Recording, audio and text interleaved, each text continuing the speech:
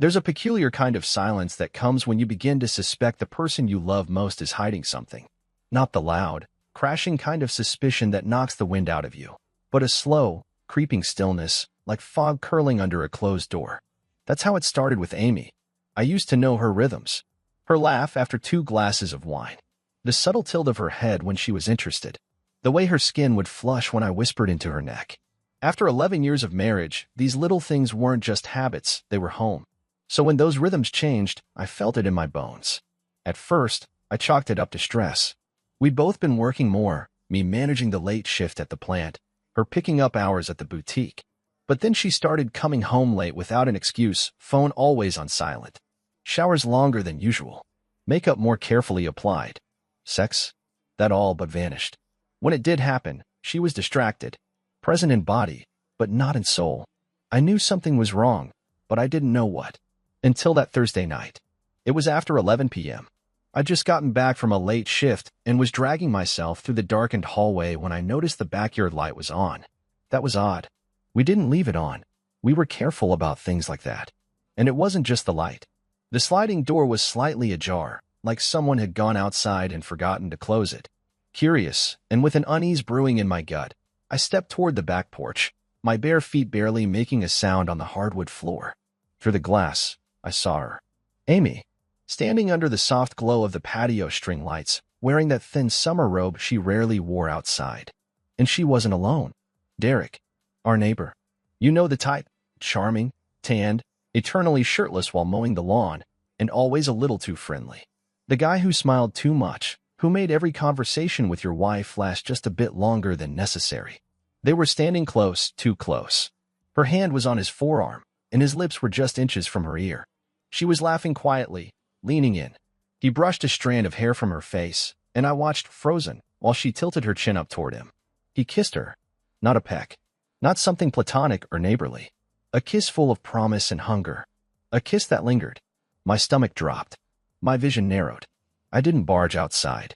I didn't scream or throw the door open like you might expect. No. I just backed away slowly, step by step, heart pounding so hard I thought it might shatter through my ribs. I went upstairs, into the guest room, and closed the door behind me. For an hour, I just sat on the edge of the bed. Her soft laughter and Derek's voice drifted faintly through the cracked window. It felt surreal, like I'd stumbled into someone else's nightmare. This was my wife. Amy, the woman I built a life with. The woman I'd held through sickness, joy, miscarriage, everything. And she was out there with him, acting like none of that ever happened. My mind ran through every possible reaction. I could confront them now. Storm outside, demand answers. But what would that do? Give her the power to lie again? To spin some story? No. I needed clarity, proof, control. So instead, I watched. Through the tiny slit in the blinds, I observed her fingers trail along Derek's chest as he whispered something in her ear. Her laugh rang out again, softer this time, and she stepped in closer, too close. When they finally parted, it was almost 1 a.m. She walked back into the house like nothing had happened, and I laid in that cold bed, stiff as a statue, pretending I was already gone. She didn't know I saw. Not yet. But I knew. And that changed everything. The morning after seeing Amy kiss Derek, everything felt unreal, like the air itself had thickened. I didn't sleep. Just laid there, listening to her move around the house like nothing had changed. When she slipped into bed around 1:30 a.m., her breathing was calm. Steady. I imagined her lips still tasting like him. At breakfast, I played my part like a man in a play he didn't audition for. She wore a casual smile, buttered her toast, and talked about going to the gym after work. I nodded in all the right places, kept my voice neutral. Every time her phone buzzed, my jaw clenched. I couldn't take it anymore. So I left early for work, but I didn't go to work. Instead, I sat in my truck and tried to figure out what the hell I was going to do. Confront her? Tell Derek's wife? Hire a PI? Burn the whole goddamn neighborhood down? I knew I needed to keep my head. If I was going to act, it had to be with precision. Calculated. Cold. I just didn't expect my next step to come from across the street. Later that evening, the neighborhood association threw one of those obligatory block mixers, cheap wine, folding chairs, stale jokes, and forced smiles. I considered skipping it. I didn't think I could stomach the sight of either of them. But something told me to go. To observe. To see. That's when I saw Sarah. Derek's wife. She was standing alone by the fire pit, a red plastic cup in her hand, her eyes scanning the crowd with a blank, practiced smile. We'd exchanged pleasantries over the years. She was polite, graceful in a quiet way. Always looked a little too perfect, like she was auditioning for a Pottery Barn catalog. But tonight, there was a tightness in her expression that mirrored something inside me. Our eyes met, and there it was. Recognition. Not of faces, but of pain. She tilted her head slightly, signaling me over. I hesitated, then walked to her like I was pulled by a string. Neither of us said anything at first. We just stood there, watching Amy and Derek across the yard laughing with another couple.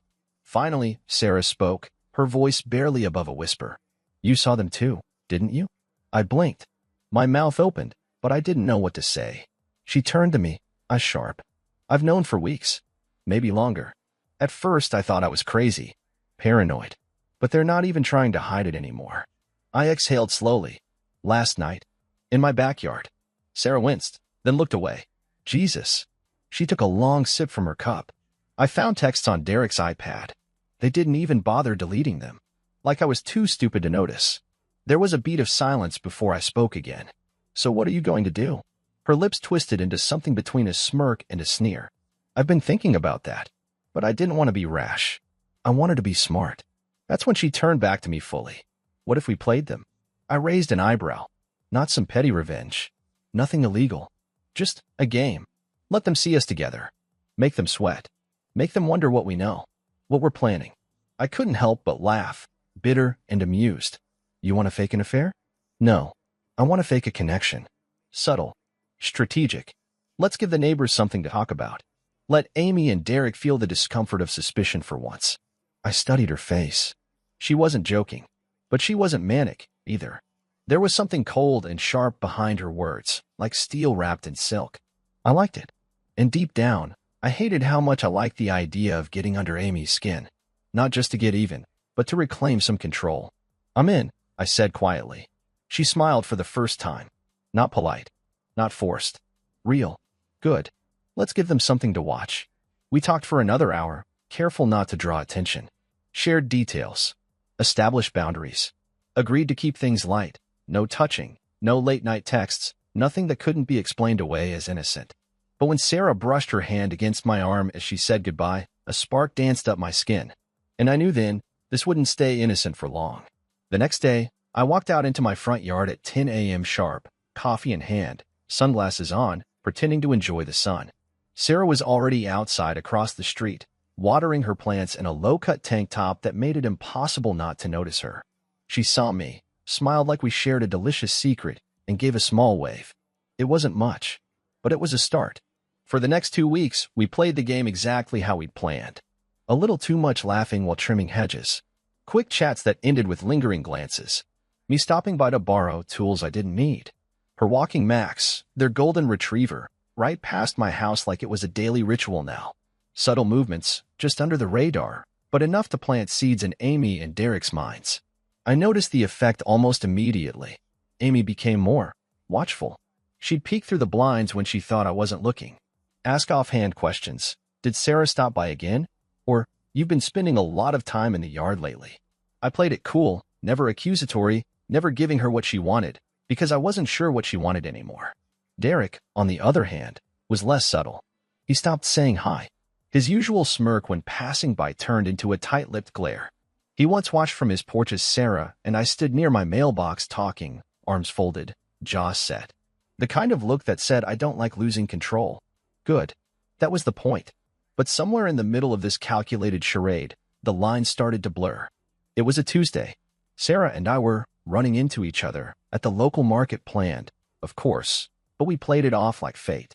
I offered to carry her bag of oranges. She laughed. It should have ended there. But she suggested coffee. Not just a see-you-around moment, but a real, sit-down coffee inside the dim corner of a little cafe 2 towns over where nobody would recognize us. We sat across from each other, leaning in.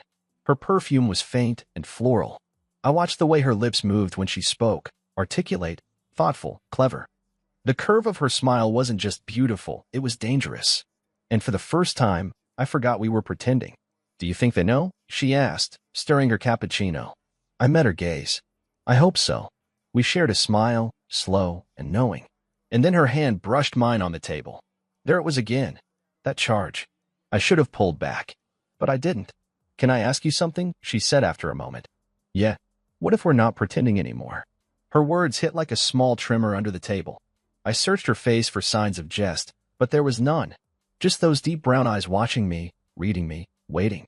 I don't know, I said honestly. I didn't expect to feel anything. Neither did I. For a few moments, neither of us spoke. There was something heavy between us now, electric and unavoidable.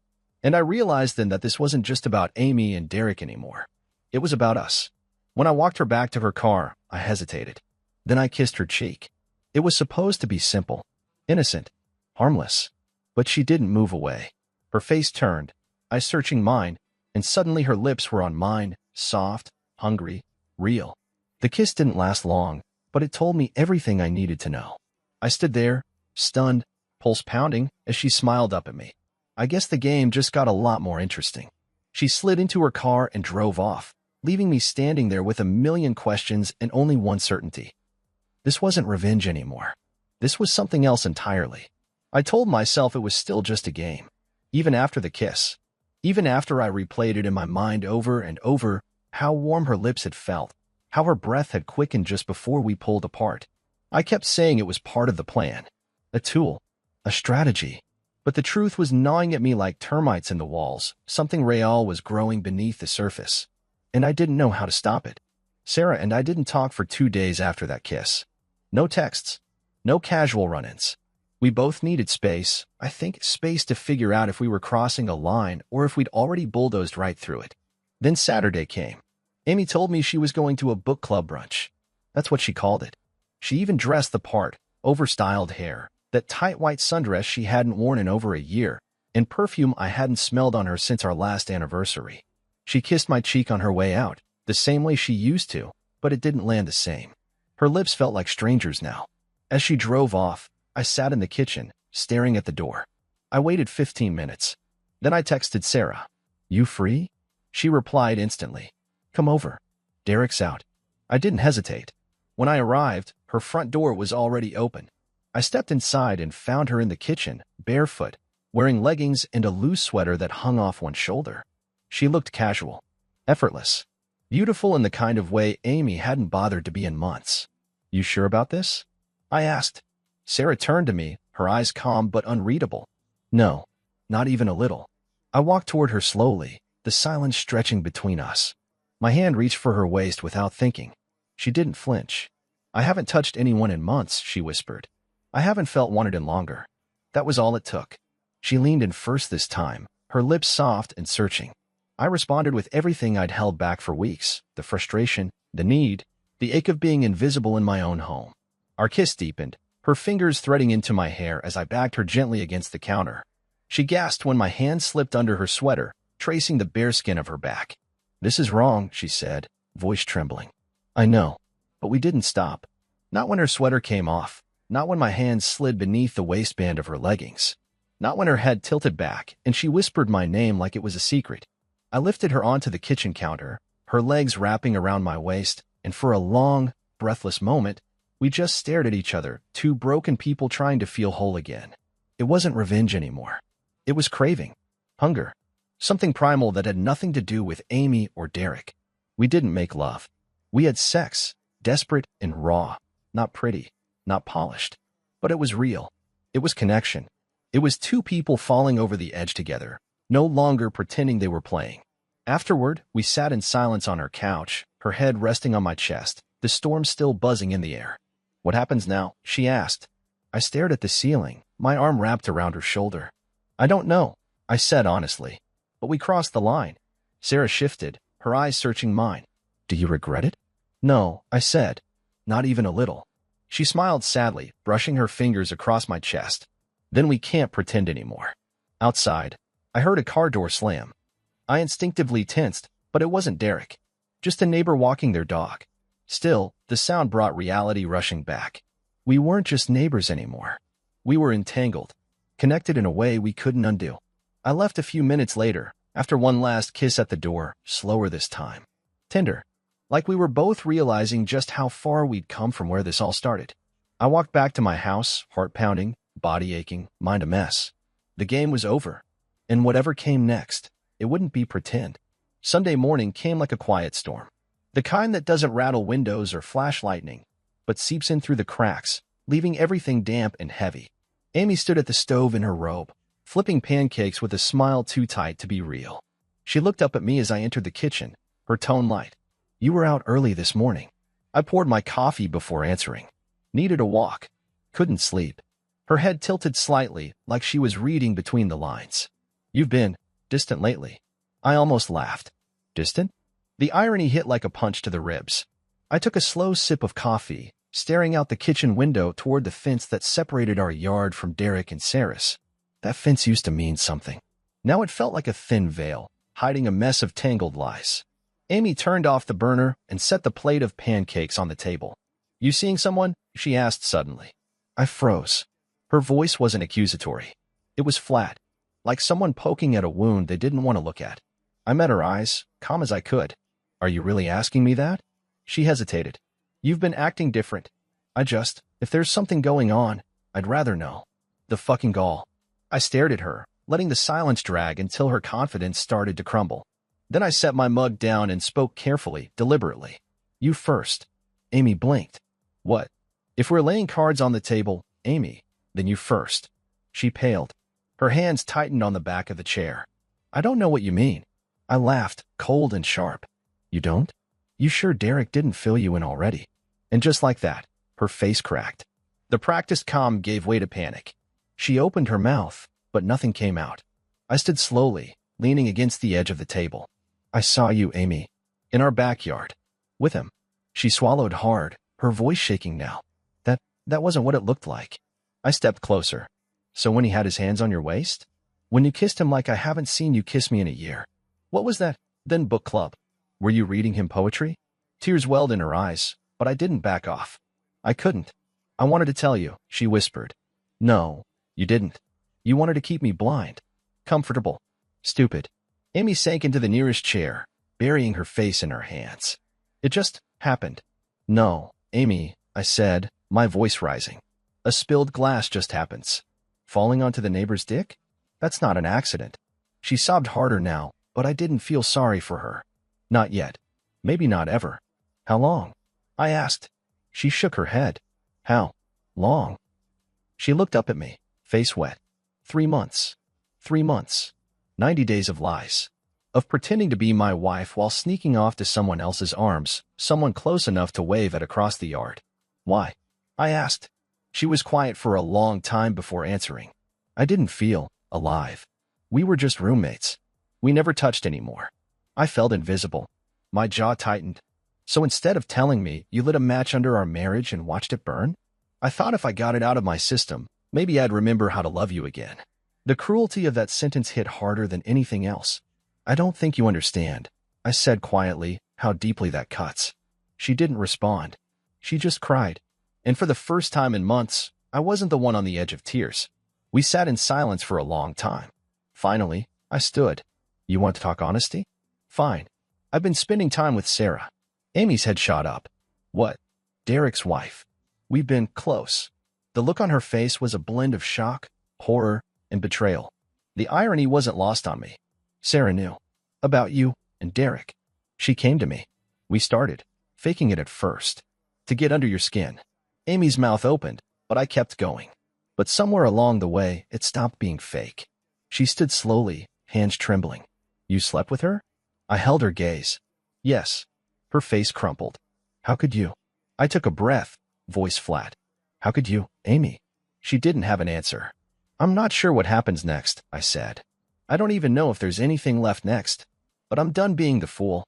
And with that, I left her standing there, shaking, alone, just like I've been for months. You always imagine there's a moment when clarity hits like lightning, a sudden flash that burns everything away and leaves only truth. But in reality, clarity arrives quietly. Like an old friend you didn't realize you missed until they're already sitting next to you. For me, it came 3 days after I told Amy the truth. 3 days of sleeping in the guest room. 3 days of silence over breakfast. 3 days of watching my wife cry in private but never once apologize without trying to justify what she'd done. On the 4th night, I got a text. Can we talk? I need to see you. It was from Sarah. I stared at the screen for a long time, thinking about all we'd done, all we hadn't said. We hadn't spoken since that afternoon at her house. We were both smart enough to know space was necessary, but her message stirred something in me I couldn't suppress. Come over, I replied. 10 minutes later, she stood at my front door in jeans and a dark blouse. I shadowed but warm. I let her in without a word, and we sat side by side on the living room couch like nothing had changed. But everything had. I couldn't keep pretending like it didn't happen, she said quietly. What we did? I nodded. It wasn't just revenge. No, she agreed, voice barely above a whisper. It was real, and that's what scares me. We sat in the silence that follows truth, not awkward, just honest. Then I asked the question I'd been holding on to since that kiss in her kitchen. Do you regret it? Sarah turned her head slowly, her eyes meeting mine. I regret the reason it started, she said. But I don't regret you. Those 5 words undid something inside me. She leaned forward slowly, her lips brushing mine with far more tenderness than the desperate heat of our first time. This wasn't lust. This was deeper, more dangerous. I pulled her into my arms, her body fitting against mine like a memory I didn't know I had. The kiss deepened, our mouths finding rhythm and reassurance. My hands slid into her hair as her fingers gripped the hem of my shirt, lifting it inch by inch. We didn't rush this time. We took our time undressing each other, like we were learning a language with our hands. Her body was warm and soft beneath mine as I laid her down on the couch, her breath catching as my lips traced a path along her collarbone. She arched into me, gasping my name, her nails digging into my back. I kissed her slowly, savoring each inch of her, committing every moan and tremble to memory. It wasn't revenge. It wasn't strategy. It was connection. It was wanting pure and electric and alive. Afterward, we lay tangled together under the throw blanket, her head resting on my chest, our skin still warm from the afterglow. I didn't plan for this, she murmured. Neither did I. I feel like I'm betraying myself. I understood exactly what she meant. Because no matter how right it felt in the moment, the guilt crept in like smoke, reminding us that 2 broken marriages had brought us here. We were already betrayed, I said softly. We're just trying to feel again. She looked up at me, brushing a finger along my jaw. What if we're the next disaster? I smiled gently. Then let's make it worth the mess. We kissed again, slower, deeper. She stayed the night. And for the first time in months, I didn't feel hollow when I woke up. I felt something closer to whole. Amy didn't ask where I'd been. Maybe she didn't want to know. Maybe she did know. It didn't matter anymore. Because I knew. I'd crossed the point of no return. And I wasn't going back. They say when secrets rise to the surface, they come with noise. But in my case, the noise came first. It was Derek pounding on my front door like he wanted to tear it off its hinges. It was 9:46 p.m., a Thursday night. Amy was upstairs. I was in the kitchen, cleaning up after dinner. And Sarah, she was still in the house.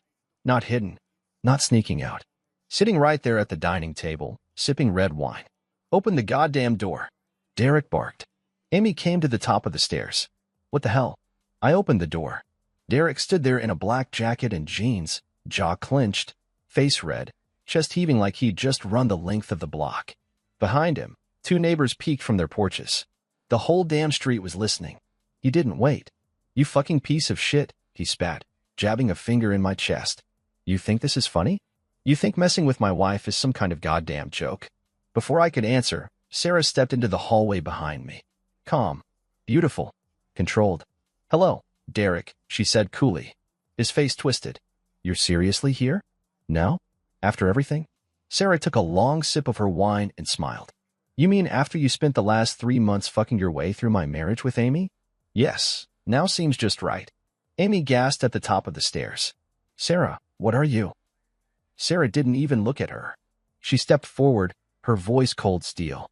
Don't pretend to be surprised, Amy. You weren't discreet. You never are. Derek tried to push past me. I shoved him back without thinking. Touch me again, and I'll put you on the ground. You think she's going to stay with you? He growled. She's using you. Just like Amy used me. She's not using me, I said, stepping closer, voice low and steady. She's choosing me. That landed like a punch. Derek stood frozen for a second, then laughed bitterly. This whole neighborhood's gone to shit. Then leave, Sarah said. Take your lies and your bruised ego and get out of our lives. The word "our" didn't escape me. Derek didn't swing. Didn't scream again. He just stood there, staring at me like he was trying to find the man he used to look down on. But he couldn't, because that man was gone. He finally turned and walked away. Slow. Defeated. Amy came down the stairs, pale as a ghost. You brought her here? She came to see me, I said flatly. And I let her. This is humiliating, she whispered. I looked at her. Good. Now you know how it feels.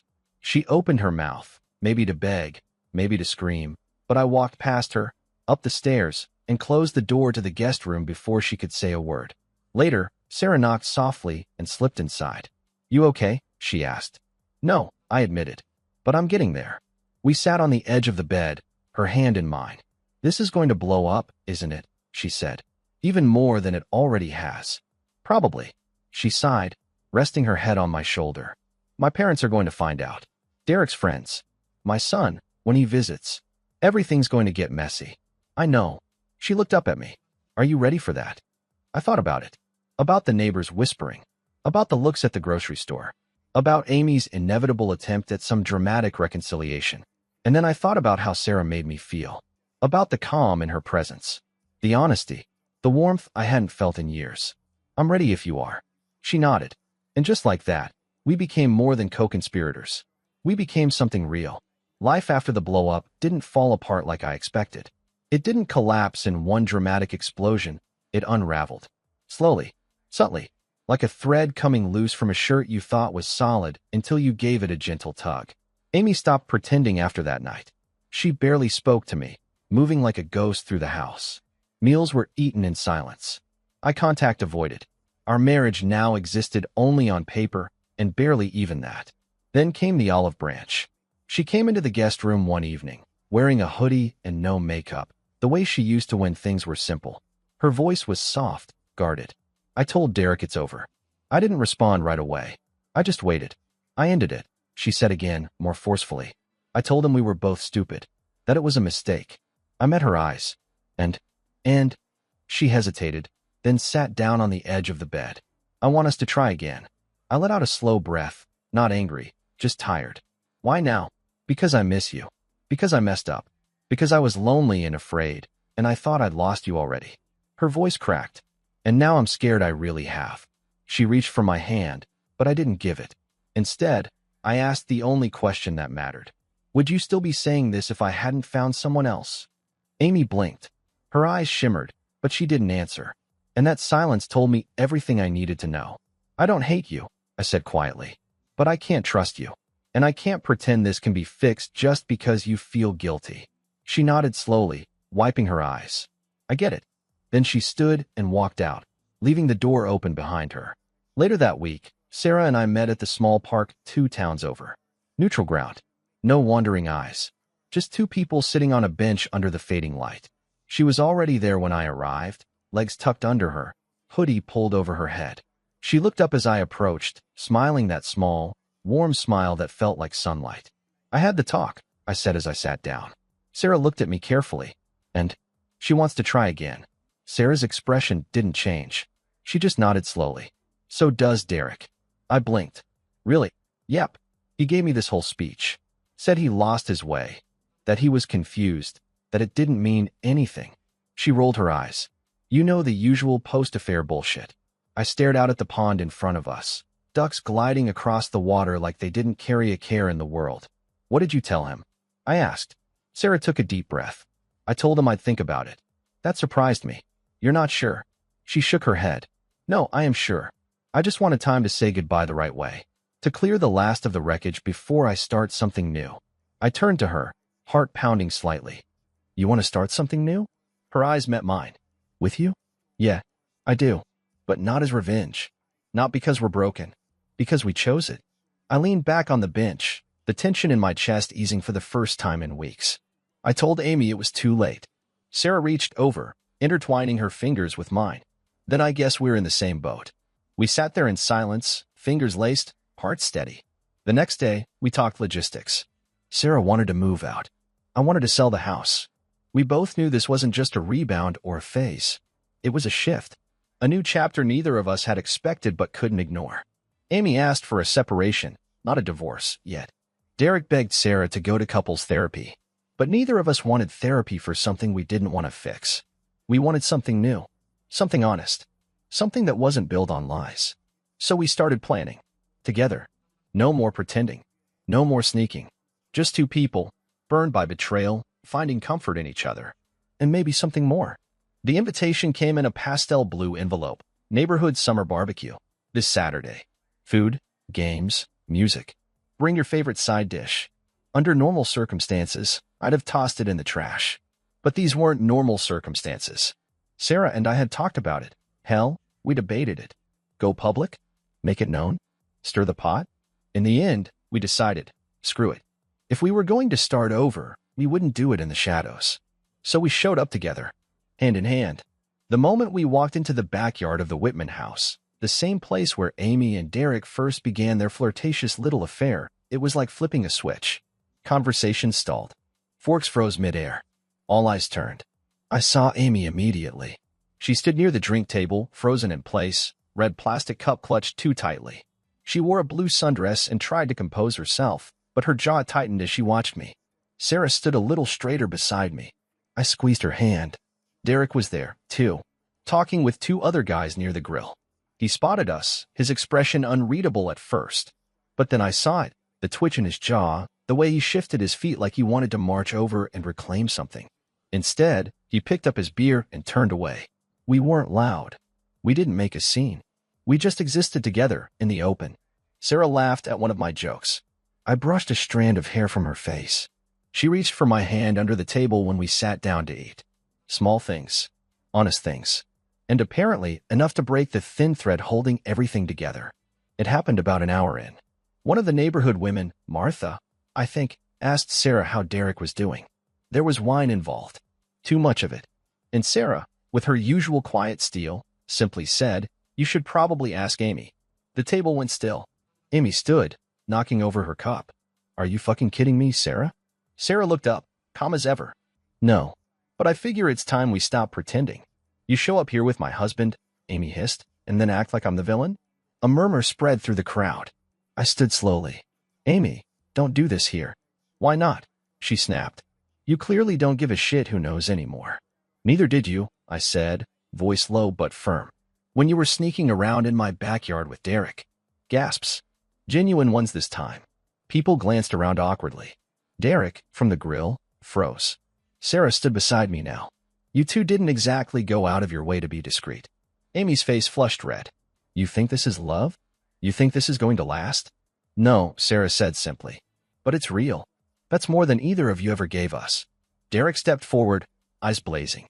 "You done airing your drama? You've got no idea what went on between Amy and me." I faced him. "You're right.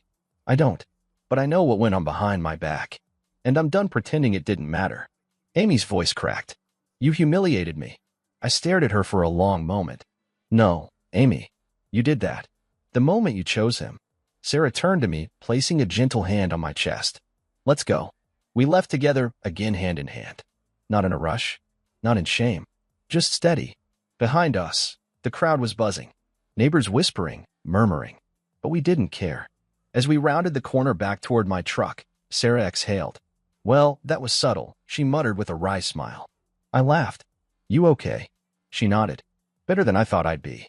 I looked at her, really looked. She was calm, grounded, beautiful in her strength. "I've made my choice," I said softly. She looked up at me. "Me too." We kissed right there on the sidewalk, nothing rushed or showy. Just a quiet affirmation. Behind us, the old life cracked open completely. Ahead of us, something new waited. We just had to step into it. 2 months later, the moving truck pulled away from the curb, its back doors shut on a life I no longer wanted. Amy stood at the edge of the driveway, arms folded across her chest, not saying a word. There wasn't anything left to say. The divorce papers were signed. The silence between us had turned cold, but mercifully civil. We didn't argue anymore. We didn't talk. Our home became a museum of what used to be, and now I was walking out of it for good. Sarah was waiting for me at the new place. It wasn't big, just a cozy 2-bedroom in a quiet part of town with a backyard big enough for Max to run around in. A fresh start. No history seeping out of the walls. No ghosts of lies clinging to the furniture. Just clean walls, sunlight, and space to breathe. When I pulled into the driveway, she stepped outside to greet me. barefoot, hair in a messy bun, a paint-smeared t-shirt that read, "Make it messy." God, she was beautiful. "Welcome home," she said, smiling. I dropped the last box on the kitchen counter and exhaled, like I'd been holding my breath for months. "It doesn't feel real yet," I admitted. She came up behind me, wrapping her arms around my waist, resting her chin on my shoulder. "It will." We spent the afternoon unpacking, arguing about where to put the coffee mugs, which drawer deserved the silverware, whether we needed 3-throw blankets on the couch. Ordinary things. Real things. And somewhere between the bickering and the laughter, I realized I wasn't just rebuilding my life, I was building ours.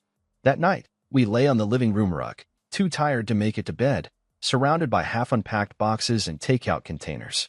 "I keep waiting for the guilt to hit me," I said, staring up at the ceiling fan. Sarah turned her head toward me. "It already did. You just survived it." I reached for her hand. "You think people will ever stop talking about us?" She smiled, slow and content. "Maybe. But who cares?" The question used to haunt me. How people would see us. How the story would be told. But now I realized something important. The story didn't belong to them. It belonged to us. Sarah rolled on top of me, her legs straddling my hips, her fingers trailing down my chest. Her kiss was slow, patient, exploratory, like we were still learning the contours of something new and sacred. We made love right there on the living room floor, wrapped in laughter and old blankets, with nothing but the soft hum of the city outside and the occasional creak of the settling house. Afterward, she curled into me, her breath warm against my neck. "I don't want us to become what they were," she whispered. "We won't," I promised. "We started from the ashes. We know what it means to be burned." She kissed my chest. "So we build carefully. With both hands," I said. "Together." It wasn't a fairy tale. It wasn't a perfect ending. It was messy, complicated, real. And it was ours. That night, as I drifted off to sleep beside the woman who helped me rediscover what love could feel like, I didn't dream of revenge. I didn't feel bitterness. I felt hope. And for the first time in a long time, that was enough.